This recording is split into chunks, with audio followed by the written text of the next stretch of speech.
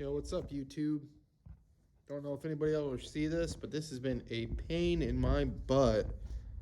I'm going to do my best part, make sure it doesn't happen to anybody else if it doesn't have to. You're getting a ticking noise on your Honda 3.5 liter single overhead cam engine. I've been getting one. My beautiful Saturn Vue 2007 V6. Love this car, I really do. Here's the thing, I had a ticking noise that would just like shut right off at 2,500 RPM every time. And it wasn't like consistent. If I was at idle, it wasn't consistent tick tick tick tick tick tick tick tick tick tick.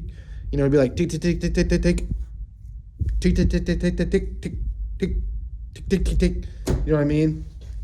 I know what you're thinking, because you're probably thinking the same freaking thing I was thinking. Can't have anything to do with the timing belt. I just replaced all that crap less than a year ago. So naturally what I did was check the valve clearance, thought I might have had a bent rod, looked for an exhaust leak, a bunch of crap I didn't need to do. Not the best at diagnosing problems, and I'm hoping I can help you. But here, I just took this thing off. There's been an issue with these tensioner rods for your timing belt. I can't remember the exact years that manufacturing, but I know it's like probably like 2015 to 18 or something. I don't know. There's been an issue with these failing.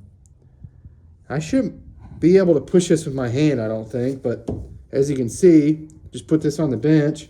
I can push that no problem, and all kinds of grease everywhere in there, and that's after I cleaned it up a bit, and there was grease all over this, and it's my fault. I should have taken a video before so you could hear it, because I guarantee you I'm not going to be the only person that has this problem. Long story short, you got a ticking problem in your Honda 3.5 liter engine, and these engines are in freaking everything, man. You got a V6 Honda engine. See if it's this one, the same one that's in the Saturn 2007 Vues. I don't know if there's a name, but it's the Honda 3.5 liter SOHC single overhead cam, whatever. Not much of a car guy. I'm just real cheap and always figure out a way to fix it myself. And you replaced that tensioner on your timing belt anytime in the last like 2-3 years or so. From the time this video goes up, I almost guarantee it's that. And don't do what I did and go down this big old freaking rabbit hole of all this crap you don't need to do. Pop your timing belt covers off. There's about, I don't know if you can see here, 10 bolts on this cover that was here, this cover that was here. You don't really need to take this one off, but if you pop this puppy off, that cover that was on here, start it up, you'll feel some slack, and you can see I got all kinds of freaking slack in this thing right now.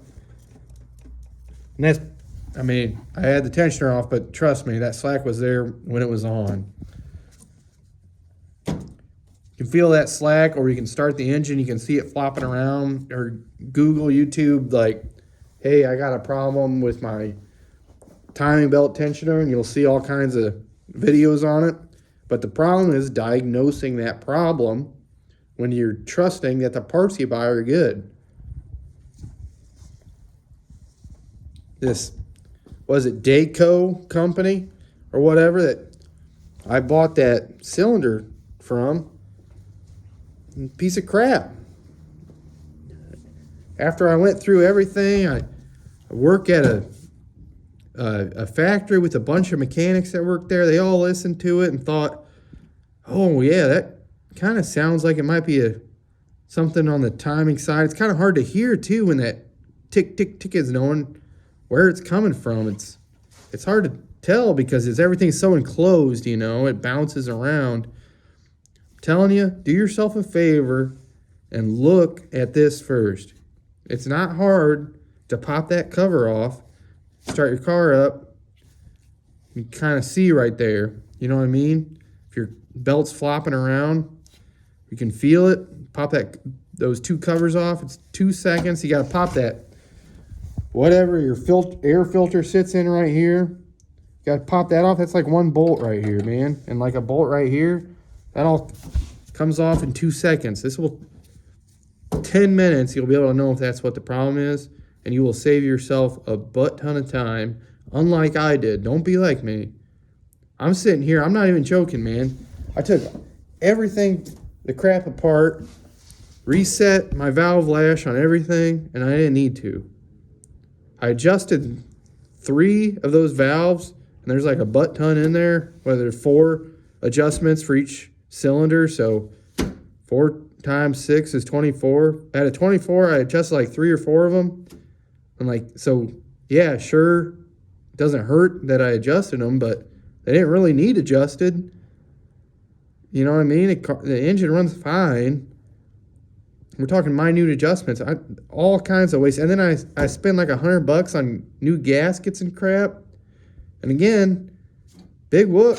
Like, you're gonna have to do that eventually. Might as well do it now. But at the same time, I don't know how long you want to drive your car. You might not be driving it for as long until you need to replace that crap.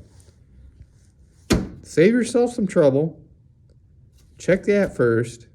This video's gone on much longer than I intended. Tell you what, bonus tip, Eric the Car Guy on YouTube is one of the best resources I've ever come across.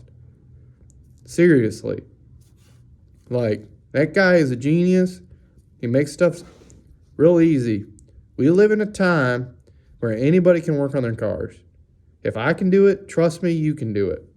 I'm just some Joe Smart. Look at me. I got this dorky long hair, and I'm wearing these dorky red glasses.